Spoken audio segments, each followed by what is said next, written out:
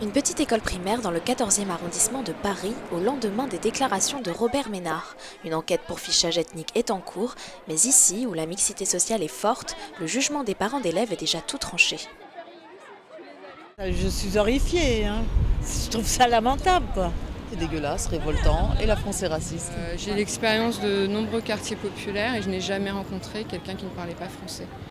Pour le directeur de cet établissement, récemment rentré dans le réseau d'éducation prioritaire, les arguments avancés par le maire de Béziers ne font pas sens. Dans le premier degré, donc les écoles, c'est la mairie qui inscrit les élèves.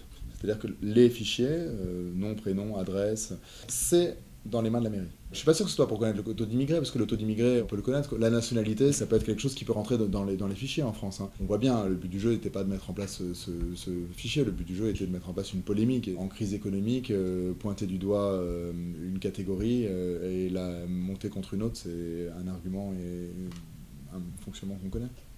Qu'est-ce qu'il y avait de très intéressant dans ce jardin ? Une affaire polémique qui entretient le débat public sur les questions de laïcité et d'égalité. C'est la foi. Oui. Est-ce que c'est la foi ? Ça, c'est le foie. Hein. Pour sauvegarder les valeurs de l'école républicaine, le rôle de transmission des enseignants est plus que jamais crucial. Préserver l'ouverture d'esprit des élèves reste la priorité, avec pour mot d'ordre, liberté.